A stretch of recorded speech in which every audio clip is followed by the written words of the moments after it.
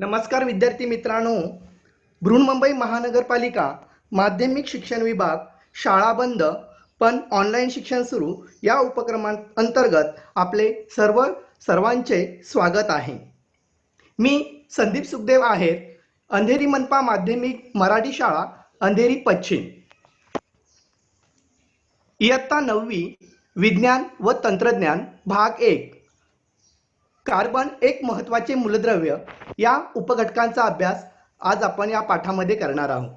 तत्पूर्वी आज आपण या पाठामध्ये कार्बनचे गुणधर्म, अपरूपे, हायड्रोकार्बन, कार्बनचा आढळ, त्यानंतर कार्बन डायऑक्साईड, मिथेनचा आढळ, गुणधर्म आणि उपयोग इत्यादी उपघटकांचा अभ्यास आजच्या पाठामध्ये आपण करणार आहोत। तर विद्यार्थी मित्रांनो, आपणा सर्वांना माहित आहे की कार्बन हे एक मूलद्रव्य आहे। तर मूलद्रव्य म्हणजे काय किंवा मूलद्रव्य कशाला म्हणतात? तर ज्या पदार्थांच्या रेणूमध्ये एकाच प्रकारचे अणू असतात त्या पदार्थांना मूलद्रव्य असे म्हणतात। मूलद्रव्ये एकूण 118 आहेत। त्यापैकी निसर्गात 92 मूलद्रव्ये आढळतात आणि मानव निर्मित 26 मूलद्रव्ये आहेत। तर कार्बन हे एक प्रकारचं अधातू मूलद्रव्य आहे। निसर्गामध्ये मुबलक प्रमाणात मिळणारे कार्बन हे संयुगाच्या रूपात सुद्धा आढळते, म्हणून या कार्बनची संज्ञा C असून त्याचा अणुअंक 6 आहे। या कार्बनचं अणुवस्तुमान 12, इलेक्ट्रॉन स्वरूपान 2-4 आहे। म्हणजे पहिल्या कक्षेमध्ये 2 इलेक्ट्रॉन आणि बाहेरील कक्षेमध्ये 4 इलेक्ट्रॉन असून त्याची संयुजा 4 आहे आणि हे एक अधातू मूलद्रव्य आहे। तर कार्बन जे आहे हे कार्बन संयुगाच्या स्वरूपात सुद्धा आढळतं। आता संयुग म्हणजे काय, त्या संयुग कशाला म्हणतात त्याविषयी मी तुम्हाला थोडक्यात एक व्याख्या सांगतो। 2 किंवा अधिक मूलद्रव्यांच्या रासायनिक संयोगातून तयार होणारा पदार्थ म्हणजे संयुग होय।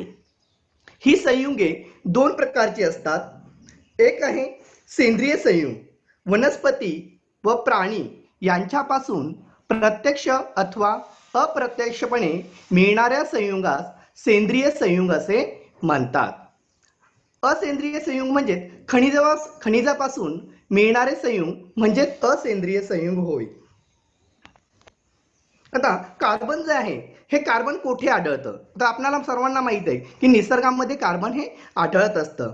तर लॅटिन भाषेमध्ये कार्बो म्हणजेच कोळसा, यावरूनच त्याला कार्बन हे नाव प्राप्त झालेले आहे। निसर्गात हे कार्बन मुक्त व संयुग अवस्थेमध्ये आढळते। मुक्त अवस्थेमध्ये कार्बन हिरा, ग्राफाइट या अवस्थेत आढळतो, तर संयुग अवस्थेमध्ये कार्बन हा खालील संयुगामध्ये आढळतो। मग कार्बन डायऑक्साईड कार्बोनेटच्या स्वरूपात, उदाहरणार्थ कॅल्शियम कार्बोनेट, मार्बल, कॅलामाइन, जीवाश्म इंधने, दगडी कोळसा, पेट्रोलियम, नैसर्गिक वायू, कार्बनी पोषद्रव्ये, पिष्टमय पदार्थ, प्रथिने, मेद, नैसर्गिक धागे, कापूस, लोकर, रेशीम इत्यादी स्वरूपात कार्बन जे असतं हे संयुग अवस्थेमध्ये आढळत असते। तर ह्या कार्बनचे गुणधर्म काय आहेत? तर कार्बन जे आहे हे कार्बनची अपरूपता। तर कार्बनची अपरूपे दिलेले 2 प्रकारची अपरूप आहे। एक आहे स्फटिक रूपे आणि एक आहे अस्फटिक रूपे। तर स्फटिक रूपामध्ये हिरा, ग्राफाइट, फ्लोरीन, स्फटिक रूपामध्ये दगडी कोळसा, चारकोल आणि कोक। तर कार्बनचे जे गुणधर्म आहेत त्यामध्ये अपरूपता हे सर्वात महत्त्वाचं आहे। म्हणजे कार्बन हे एक मूलद्रव्यापेक्षा म्हणजे मूलद्रव्य एकापेक्षा अधिक रूपात आढळते। त्यांचे रासायनिक गुणधर्म सारखे जरी असले तरी त्याचे भौतिक गुणधर्म ही भिन्न असतात। तर कार्बनची अपरूपता स्फटिक रूप आणि अस्फटिक रूप अशा 2 प्रकारची असतात। त्यामध्ये आपण बघणार आहोत हिरा। तर हिरा जो आहे हा भारतामध्ये प्रामुख्याने गोवळकोंडा, कर्नाटक राज्यामध्ये आढळतो। तसेच मध्य प्रदेशमध्ये पन्ना या ठिकाणी हिरा सापडतो। तर हिऱ्याची रचना कशी आहे तर बघूया। हिऱ्यात प्रत्येक कार्बन अणू हा शेजारील 4 कार्बन अणूशी सहसंयुज बंधाने बांधलेला असतो. त्यामुळे तो हिरा अतिशय टणक चतुष्कोणातील त्रिमितीय रचना दर्शवतो. तर या हिऱ्याचे गुणधर्म काय आहेत? तर हिरा हा अतिशय तेजस्वी असतो आणि शुद्ध स्वरूपात निसर्गामध्ये आढळतो आणि हा सर्वात कठीण असणारा पदार्थ आहे. म्हणजे अतिशय टणक हा हिरा असतो. या हिऱ्याची घनता 3.5 ग्रॅम पर सेंटीमीटर घन इतकी असते.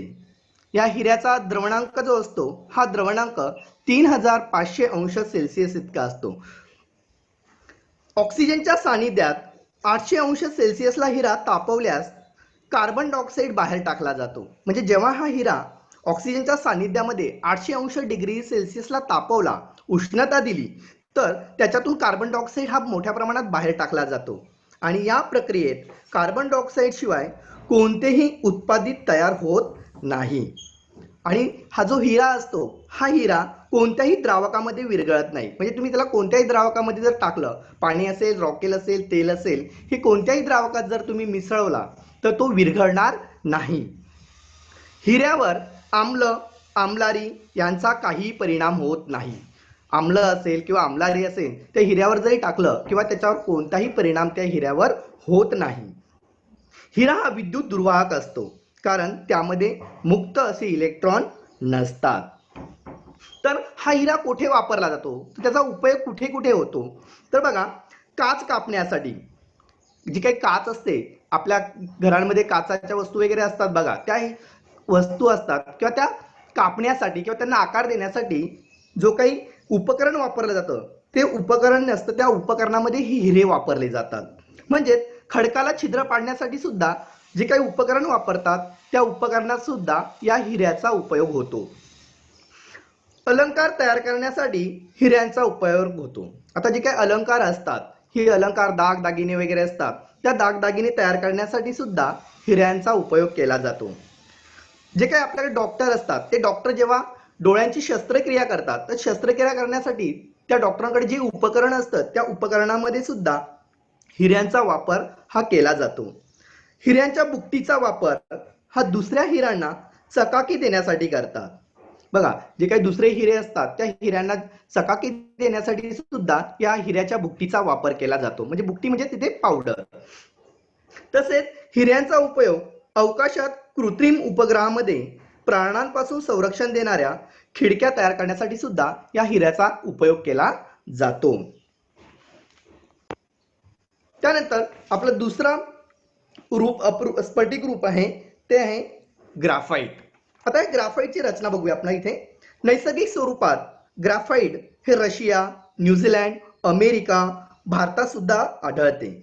आता ग्राफाइटचा शोध हा जॅक्स कॉन्टी या शास्त्रज्ञाने 1795 साली लावला. आपल्याकडे जी काही पेन्सिल असते त्या पेन्सिलमध्ये वापरले जाणारे लेड हे ग्राफाइट व मातीपासूनच बनवलेले असतात.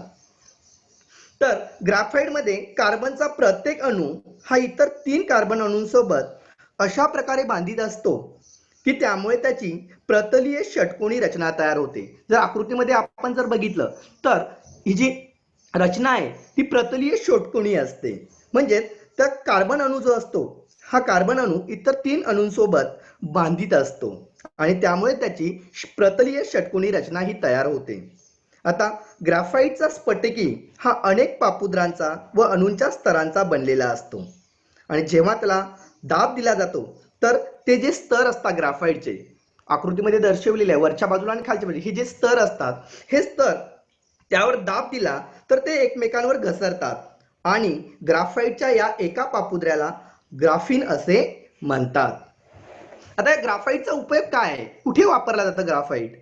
तर निसर्गात सापडणारे ग्राफाइट काळे, मऊ, ठिसूळ व गुळगुळीत असते.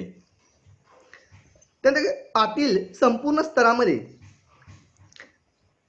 ग्राफाइटचा उपयोग हा वंगण तयार करण्यासाठी सुद्धा करतात. इलेक्ट्रोड तयार करण्यासाठी या ग्राफाइटचा वापर केला जातो. तसे रंग, पॉलिश यांच्यातही ग्राफाइटचा उपयोग केला जातो.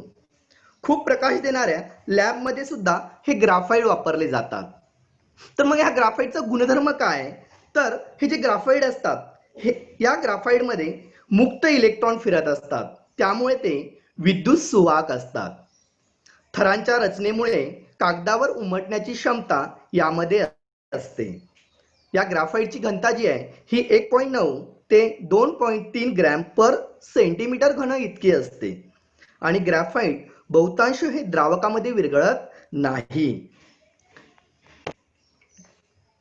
त्यानंतर पुढचं स्फटिक रूप आहे फुलरिन. तर या फुलरिनची रचना बघणार आहोत आपण इथे. फुलरिन हे कार्बनचे अपरूप निसर्गामध्ये कमी प्रमाणामध्ये सापडते. म्हणजे निसर्गात हे फुलरिन अत्यंत कमी प्रमाणामध्ये सापडते. फुलरिन काजळीमध्ये, ताऱ्यांच्या अदल्यामधल्या जगातील ढगांमध्ये तसेच भूगर्भाची बांधणी होताना मधल्या जागेमध्ये सापडते. बकमिन्स्टर फुलरिन हे फुलरिनचे पहिले उदाहरण आहे.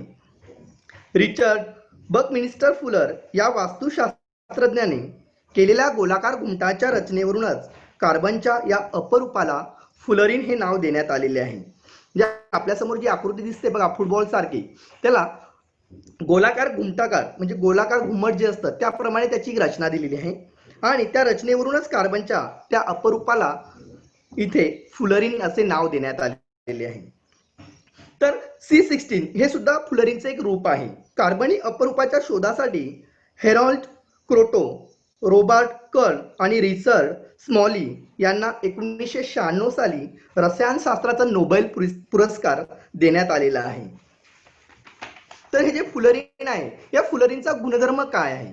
तर फुलरिनचे जे काही रेणू असतात ते बकी बॉल आणि बकी ट्यूब्स या स्वरूपामध्ये आढळतात.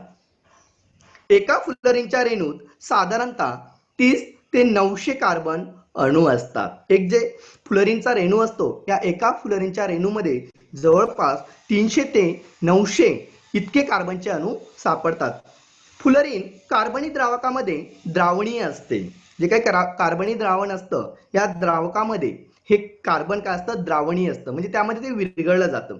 उदाहरणार्थ कार्बन डायसल्फाइड, क्लोरोबेन्झीन. त्यानंतर आपण बघणार आहोत फुलरिनचा उपयोग. फुलरिनचा उपयोग हा विसंवाहक म्हणून करतात. जलशुद्धीकरणात फुलरिनचा उत्प्रेरक म्हणून सुद्धा वापर केला जातो आणि ठराविक तापमानाला फुलरिन अतिवाहकता हा गुणधर्म दर्शवतो. ही झाली कार्बनची स्फटिक रूपे. आता आपण कार्बनचं अस्फटिक रूप बघणार आहोत.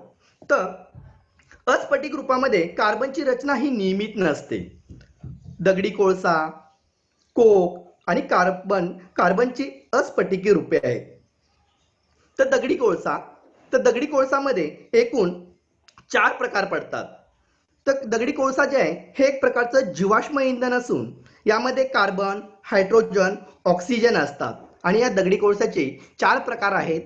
पीट, लिग्नाइट, बिट्युमिनस, एन्थ्रासाइट ही त्याची 4 प्रकार आहेत. तर सर्वात प्रथम आपण बघूया पहिला प्रकार दगडी कोळसाचा पीट. जो काही कोळसा तयार होत असतो, दगडी कोळसा तयार होण्याची ही सर्वात पहिली आणि महत्वाची पायरी आहे.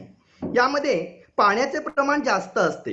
जे काही पीठ आहे ही पीठ दगडी कोळसाचं पहिली पायरी आहे म्हणजे दगडी कोळसा तयार होण्याची अत्यंत पहिली पायरी आणि यामध्ये पाण्याचं प्रमाण सर्वात जास्त असतं आणि कार्बनचं प्रमाण हे 60% असते म्हणजे 60%पेक्षाही कमी असते. म्हणून यामध्ये उष्णता कमी मिळते म्हणजे पिठापासून जी काही उष्णता असते ती अत्यंत कमी प्रमाणामध्ये मिळत असते.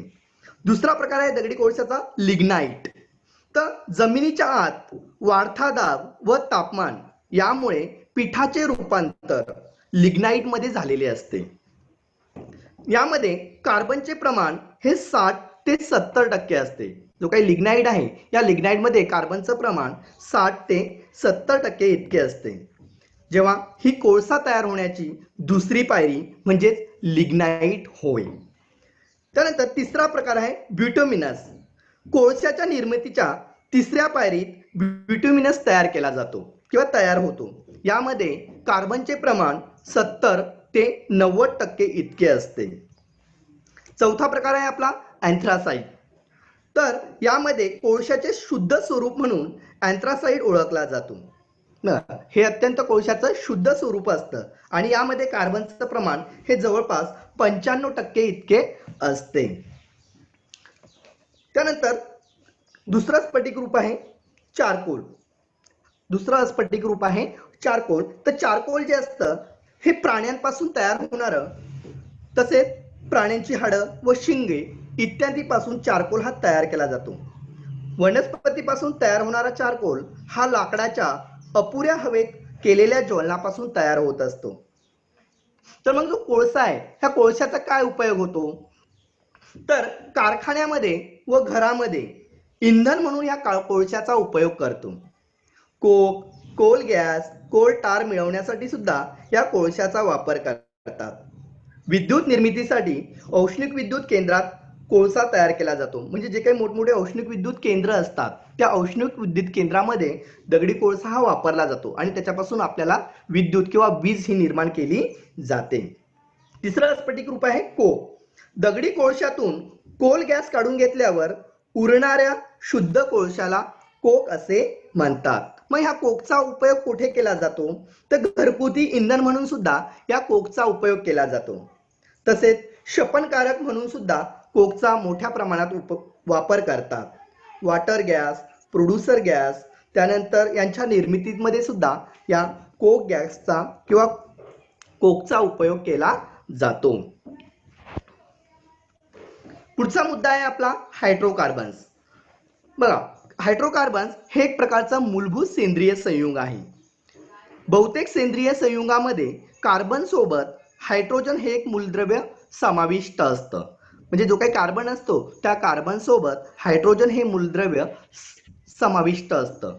म्हणून ही एक मूलभूत सेंद्रिय संयुगे असून मूळ संयुगे म्हणून तिथे ओळखली जातात. यांनाच आपण हायड्रोकार्बन्स असेही म्हणतात. तर कार्बनचं इलेक्ट्रॉन स्वरूपण आहे 2-4. पहिल्या कक्षेमध्ये 2 इलेक्ट्रॉन असतात आणि बाहेरच्या कक्षेमध्ये 4 इलेक्ट्रॉन असतात. म्हणजे कार्बन अणूच्या दुसऱ्या कक्षेत 4 इलेक्ट्रॉन मिळाले तर शेवटच्या कक्षेतील अष्टक पूर्ण झाल्याने त्याचे इलेक्ट्रॉन स्वरूपण हे जवळच्या निष्क्रिय वायू म्हणजे निऑनचं इलेक्ट्रॉन स्वरूपण 2-8 आहे. म्हणजे याप्रमाणे ते स्थिर होतं. त्यामुळेच कार्बनची संयुजा ही 4 आहे. मात्र इलेक्ट्रॉनची इथे देवाणघेवाण न होता भागीदारी होते. म्हणजेच तो दुसऱ्या कार्बन सोबत अथवा दुसऱ्या मूलद्रव्यांच्या अणूसोबत 4 सहसंयुज बंध तयार करत असतो. जेव्हा कार्बन हे प्रत्येकी 1 इलेक्ट्रॉन अशा प्रकारे 4 हायड्रोजन अणूंबरोबर इलेक्ट्रॉनची म्हणजे 4 इलेक्ट्रॉनची भागीदारी करून 4 बंध म्हणजे कार्बन आणि हायड्रोजन म्हणजे CH बॉन्ड तयार करतो तेव्हा तिथे मिथेनचा म्हणजे CH4 हा रेणू तयार होतो. तर या संयुगाचे गुणधर्म काय? ही जी संयुगे जी आहे यांचा द्रवणांक आणि उत्कलनांक हा कमी असतो. सामान्यतः हे संयुग जे आहे हे पाण्यामध्ये अद्रावणीय असतात आणि सेंद्रिय द्रावकामध्ये द्रावणीय असतात. उष्णता आणि विद्युत यांचे कमी प्रमाणात वाहक असतात. ही झाली संयुगाची गुणधर्म. त्यानंतर पुढील मुद्दा आहे संतृप्त आणि असंतृप्त हायड्रोकार्बन, ज्याला इंग्लिशमध्ये सॅच्युरेटेड आणि अनसॅच्युरेटेड हायड्रोकार्बन असेही म्हटले जाते. तर कार्बन अणू हा एक वैशिष्ट्यपूर्ण गुणधर्म दर्शवतो. तो इतर कार्बन अणूंसोबत सहसंयुज बंध तयार करून कार्बनची अणूची एक शृंखला एक साखळी तयार करतो आणि ज्या हायड्रोकार्बनच्या सर्व कार्बन अणूमध्ये एकेरी त्यांना आपण संतृप्त म्हणतात. बघा, म्हणजे जो काही हायड्रोकार्बन असतो त्या हायड्रोकार्बन मध्ये जे काही कार्बन अणू असतात त्या कार्बन अणूंमध्ये फक्त एक बंध असतो. अशा हायड्रोकार्बनला आपण संतृप्त हायड्रोकार्बन असे म्हणतात. तर त्याचे उदाहरण आहेत इथेन, प्रोपेन ही त्याची उदाहरणं आहेत. तर काही हायड्रोकार्बन्स मध्ये 2 कार्बन अणूंमध्ये बहुबंध असतो. बहुबंध म्हणजे हा दुहेरी किंवा तिहेरी असतो. म्हणजे त्याच्यामध्ये दुहेरी आणि तिहेरी बंध असल्यामुळे त्याला आपण असंतृप्त हायड्रोकार्बन असे म्हणतो. उदाहरण आहे इथिन, इथाईन, प्रोपीन, प्रोपाईन ही त्याची उदाहरणं आहे. बघा आपल्या समोर उदाहरणं दिले त्याच्यामध्ये दुहेरी आणि तिहेरी बंध असलेली उदाहरणं आहेत. म्हणजे त्यांना दुहेरी आणि तिहेरी बंध असणाऱ्या हायड्रोकार्बन मध्ये त्याला आपण असंतृप्त हायड्रोकार्बन असे म्हणतात. त्यानंतर कार्बनची विद्राव्यता. कार्बन जे आहे हे कार्बन पाणी, रॉकेल, खाद्यतेल अशा कोणत्याही पदार्थामध्ये विरघळत नाही. म्हणजे कार्बन कोणत्याही द्रावणात विरघळत नाही, त्याला आपण त्याची विद्राव्यता असे म्हणतात. त्यानंतर कार्बनची ऑक्सिजन बरोबर अभिक्रिया. तर कार्बनची जेव्हा ऑक्सिजन बरोबर अभिक्रिया होते, ऑक्सिजन बरोबर अभिक्रिया झाल्यानंतर त्याच्यातून कार्बन डायऑक्साईड तयार होतो. कार्बन डायऑक्साईडचं रेणुसूत्र आहे CO2. रेणू वस्तुमान आहे 44 आणि द्रवणांक आहे त्याचा -56.6 अंश सेल्सिअस. तर हे कार्बन डायऑक्साईड आहे, हे कार्बन डायऑक्साईड कुठे आढळतं? तर हवेमध्ये प्रामुख्याने कार्बन डायऑक्साईड हा मुक्त स्वरूपामध्ये आढळतो. उच्छ्वासावाटे बाहेर पडणाऱ्या हवेत सुमारे 4% कार्बन डायऑक्साईड आढळतो. खडू, शहाबादी फरशी यामध्ये सुद्धा हा कार्बन डायऑक्साईड संयुक्त अवस्थेमध्ये आढळत असतो. लाकूड असेल, कोळसा असेल, या जीवाश्म इंधनाच्या ज्वलनातून सुद्धा हा कार्बन डायऑक्साईड बाहेर टाकला जातो. तर या कार्बन डायऑक्साईडची भौतिक आणि रासायनिक गुणधर्म काय आहेत? तर भौतिक गुणधर्म आपण बघणार आहोत. सोडियम हायड्रॉक्साईड, जो सोडियम हायड्रॉक्साईड असतो तो जलीय द्रावणातून कार्बन डायऑक्साईड मध्ये पाठवल्यास सोडियम कार्बोनेट तिथे मिळत असते. म्हणजे सोडियम कार्बोनेट म्हणजे धुण्याचा सोडा. त्यानंतर सोडियम कार्बोनेटच्या पाण्यातील द्रावणातून जेव्हा कार्बन डायऑक्साईड पाठवला असता त्यापासून सोडियम बायकार्बोनेट मिळते. त्यानंतर कार्बन डायऑक्साईड वायूला जेव्हा चव आणि वास आणि रंग सुद्धा नसतो, हवेपेक्षा तो जड असतो, पाण्यात अल्प प्रमाणामध्ये तो विरघळला जातो. तसेच कार्बन डायऑक्साईड जो असतो हा स्वतः ज्वलनशील नाही आणि ज्वलनास सुद्धा मदत करत नाही.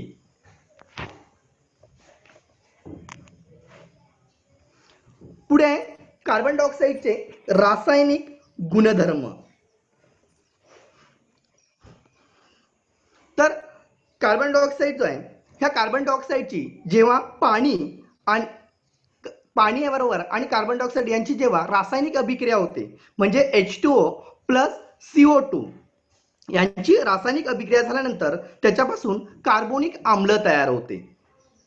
त्यानंतर चुनखडी CaOH आणि कार्बन डायऑक्साईड यांची रासायनिक अभिक्रिया झाल्यानंतर त्याच्यापासून कॅल्शियम कार्बोनेट हे तयार होतं. ही झाली त्याची रासायनिक गुणधर्म. पुढे आहे या कार्बन डायऑक्साईडचा उपयोग कुठे होतो? आता तुम्हाला सर्वांना माहित आहे की शीतपेय म्हणजे कोल्ड ड्रिंक्स किंवा ज्याला कोका कोला असेल, स्प्राईट, थम्सअप जे असतात यामध्ये सुद्धा या कार्बन डायऑक्साईडचा उपयोग केला जातो. म्हणजे फसफसणारी शीतपेय तयार करण्यासाठी कार्बन डायऑक्साईडचा उपयोग केला जातो.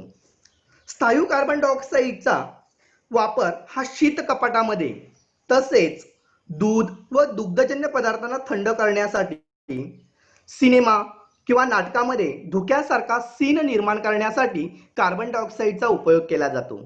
वनस्पतींना प्रकाश संश्लेषणासाठी सुद्धा या कार्बन डायऑक्साईडचा उपयोग होत असतो. तसेच अग्निशामक यंत्र जे असतात, म्हणजे आपल्या शाळेमध्ये बघा ते छोटेसे अग्निशामक यंत्र बसवलेले असतात.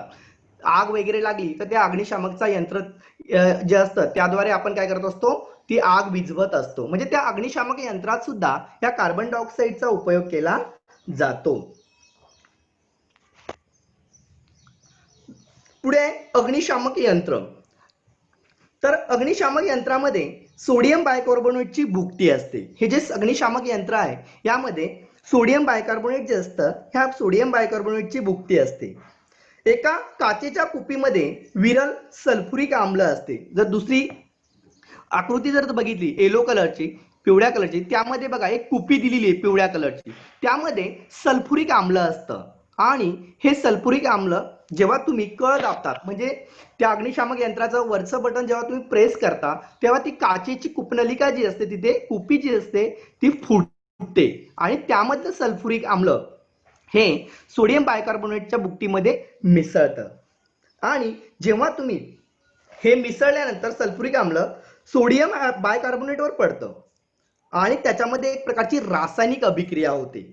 म्हणजे कोणामध्ये सल्फ्युरिक आम्ल आणि सोडियम बायकार्बोनेट यामध्ये एक प्रकारची रासायनिक अभिक्रिया होते आणि त्याच्यातून कार्बन डायऑक्साईड हा मोठ्या प्रमाणामध्ये बाहेर टाकला जातो. जी काही कार्बन डायऑक्साईड अग्निशामके ही शरण न होणारी व वीज प्रवाह प्रतिबंधक असतात. त्यामुळे विद्युत उपकरणे व यंत्रांना लागलेल्या आगीत अग्निशामके ही मोठ्या प्रमाणात वापरली जातात. कार्बन डायऑक्साईड अग्निशामके ही लहान प्रमाणातील आग विझवण्यासाठी वापरतात. मोठ्या प्रमाणात लागलेली आग जी विझवणे आटोक्याबाहेर असते अशा वेळी कार्बन डायऑक्साईड अग्निशामके पुरेसी पडत नाही.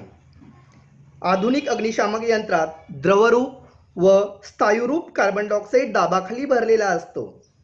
दाब कमी केल्यावर तो वायुरूप होऊन जोराने करण्यासारख्या नळीतून बाहेर पडतो. पुढे आहे मिथेन.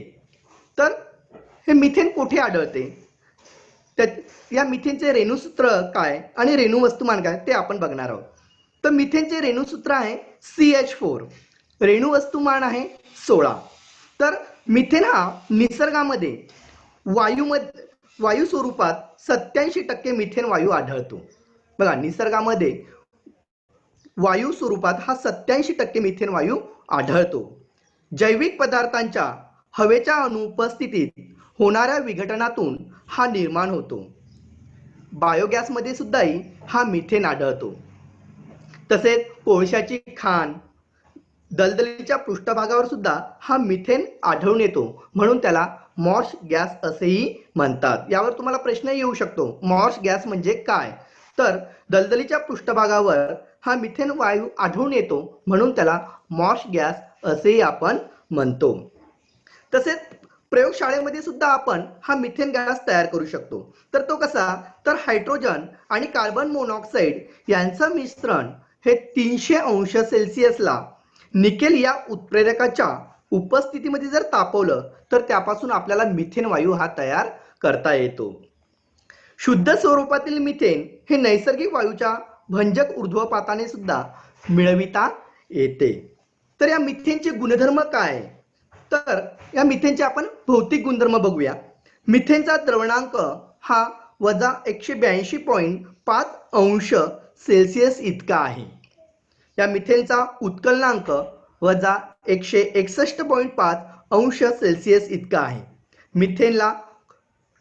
मिथेनचा वायू जो आहे हा रंगहीन आहे, म्हणजे त्याला कोणत्याही प्रकारचा रंग नाही, तो रंगहीन आहे. द्रवरूप मिथेनची घनता पाण्याच्या घनतेपेक्षा कमी असते. बघा, या मिथेनची जी काही घनता आहे ही पाण्याच्या घनतेपेक्षा कमी असते. मिथेन पाण्यामध्ये अगदी थोड्या प्रमाणात द्रावणीय असतो, म्हणजे अत्यंत थोड्या प्रमाणामध्ये तो पाण्यामध्ये विरघळतो. तर गॅसोलीन, इथर, अल्कोहोल यासारख्या सेंद्रिय द्रावकामध्ये तो जास्त द्रावणीय आहे. कक्ष तापमानाला मिथेन हा वायू अवस्थेमध्ये आढळतो. त्यानंतर मिथेनचे रासायनिक गुणधर्म. मिथेन जो आहे हा अत्यंत ज्वालाग्रही असून जळताना ऑक्सिजन बरोबर अभिक्रिया होताना निळसर ज्योत मिळते.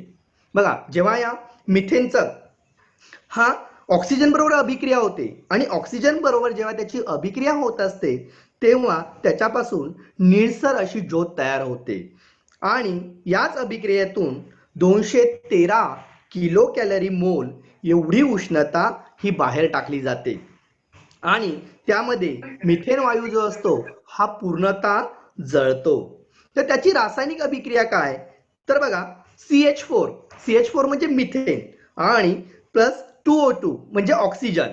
मिथेन आणि ऑक्सिजन यांची जेव्हा रासायनिक अभिक्रिया होते तेव्हा त्याच्यापासून कार्बन डायऑक्साईड वायू आणि मोठ्या प्रमाणामध्ये उष्णता बाहेर टाकली जाते.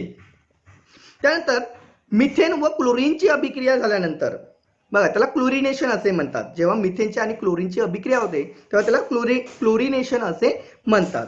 तर अतिनील किरणांच्या उपस्थितीत 250 अंश सेल्सिअस ते 400 अंश सेल्सिअस तापमानाला मिथेन व क्लोरीन वायूमध्ये अभिक्रिया होऊन प्रामुख्याने मिथिल क्लोराईड व हायड्रोजन क्लोराईड तयार होतात. याच अभिक्रियेला आपण मिथेनचे क्लोरिनेशन असे म्हणतात. मग याची रासायनिक अभिक्रिया काय? तर मिथेन म्हणजे CH4 आणि क्लोरीन Cl2, जेव्हा यांची रासायनिक अभिक्रिया होते तेव्हा मिथिल क्लोराईड म्हणजे CH3Cl तयार होतो, म्हणजे मिथिल क्लोराईड तयार होतो आणि हायड्रोजन क्लोराईड म्हणजे त्याला HCl असे आपण म्हणतो. आता या मिथेनचा उपयोग कुठे केला जातो? तर हे जे मिथेन आहे या मिथेनचा उपयोग प्रामुख्याने नैसर्गिक वायू स्वरूपातील मिथेनचा उपयोग वस्त्र उद्योग म्हणजे ज्या ठिकाणी वस्त्र निर्माण केले जातात किंवा मोठमोठे कारखाने असतात, कापड गिरण्या ज्याला आपण म्हणतो, कापड उद्योग जो म्हणतो, या कापड उद्योगामध्ये मोठ्या प्रमाणात या मिथेनचा वापर केला जातो. त्यानंतर कागद निर्मिती, जे काही कागद निर्मितीच्या कंपन्या असतात, इंडस्ट्रीज असतात, हा कागद तयार करण्यासाठी सुद्धा मोठ्या प्रमाणात मिथेनचा वापर केला जातो. अन्न प्रक्रिया उद्योग ज्याला तुम्ही फूड इंडस्ट्रीज असे म्हणतात, या फूड इंडस्ट्रीमध्ये म्हणजे अन्न प्रक्रिया करणारे जे उद्योग असतात, कंपन्या असतात, त्यामध्ये सुद्धा या मिथेनचा वापर हा केला जातो. त्यानंतर पेट्रोल शुद्धीकरण म्हणजे पेट्रोलला शुद्ध करण्यासाठी सुद्धा पेट्रोल शुद्धीकरण जे काही यंत्र असतात त्या यंत्रांमध्ये सुद्धा या मिथेनचा वापर हा करतात. म्हणजे अशा विविध क्षेत्रामध्ये या मिथेनचा वापर हा होत असतो. सर्वात लहान लांबीचा हायड्रोकार्बन असल्यामुळे मिथेनच्या ज्वलनातून बाहेर पडणाऱ्या कार्बन डायऑक्साईडचे प्रमाण खूप कमी असते. बघा, सर्वात लहान लांबीचा हायड्रोकार्बन असल्यामुळे हा मिथेनच्या ज्वलनातून जो काही बाहेर पडणारा कार्बन डायऑक्साईड असतं त्या कार्बन डायऑक्साईडचे प्रमाण हे कमी असते, म्हणून त्याचं घरगुती इंधन म्हणून आपण वापर करत असतो. त्यानंतर ethanol, methyl chloride, methylene chloride, ammonia, acetylene या कार्बनी संयुगांच्या निर्मितीसाठी सुद्धा हा मिथेनचा वापर होत असतो. म्हणजे इथेनॉल जे असेल या इथेनॉलमध्ये सुद्धा हे जे मिथेन असतं ह्या मिथेनचा वापर हा केला जातो. तसेच ॲसिटिलीन कार्बनी हे जे संयुग असतं हे ॲसिटिलीन कार्बनी संयुग याची निर्मिती करण्यासाठी सुद्धा मिथेन जे असतं हे त्या ठिकाणी वापरले जाते.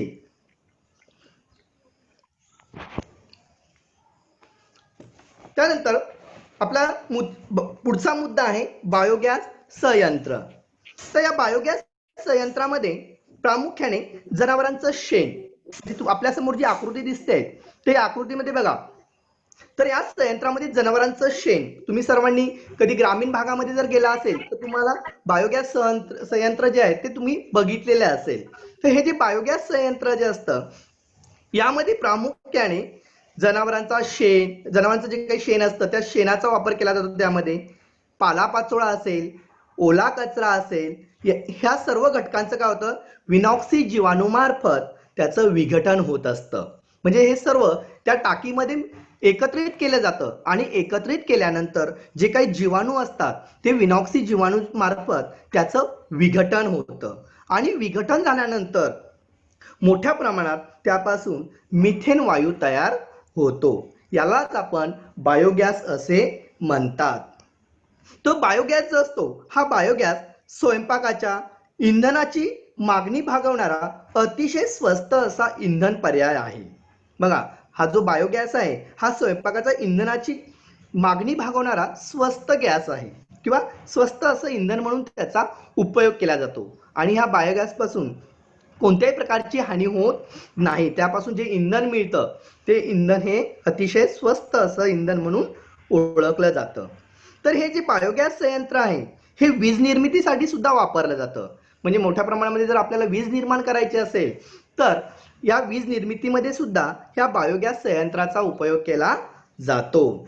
तर या बायोगॅसमध्ये सुमारे 55 ते 60% 55 ते 60% मिथेन असतं आणि उरलेला जो काही भाग असतो हा कार्बन डायऑक्साईडचा असतो.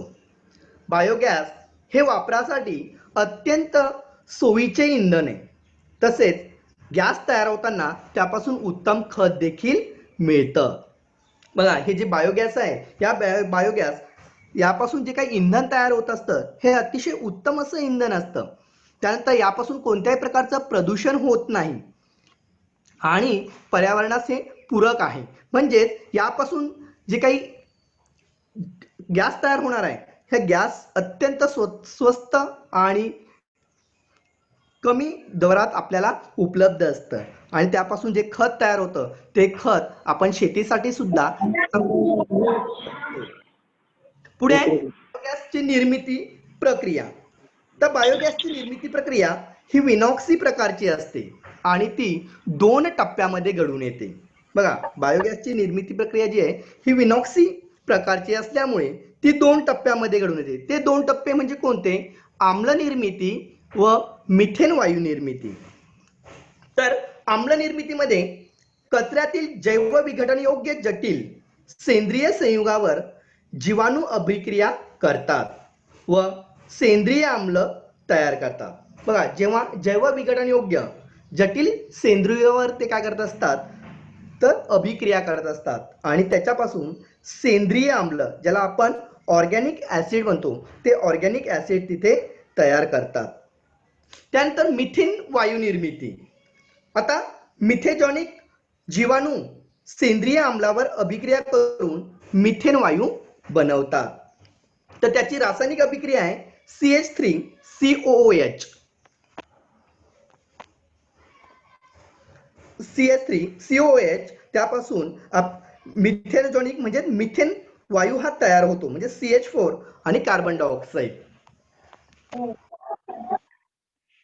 ठीक आहे. अशा प्रकारे आज आपण या पाठामध्ये कार्बन डायऑक्साईड, त्यानंतर कार्बन हे एक महत्वाचे मूलद्रव्य, कार्बनचा आढळ, हायड्रोकार्बन या उपघटकांचा अभ्यास आपण या पाठामध्ये केलेला आहे. त्यावर आधारित हा जो एक तक्ता आहे हा तुम्ही तिथे पूर्ण करायचा आहे. मूल्यमापनासाठी हे 2 प्रश्न आहेत. पहिला प्रश्न आहे मिथेनचे रेणू वस्तुमान व रेणूसूत्र. दुसरा प्रश्न आहे हिऱ्यांचे उपयोग. हे तुम्ही विद्यार्थ्यांनी गृहपाठासाठी हे 2 प्रश्न लिहून घ्यायचे आहे. धन्यवाद.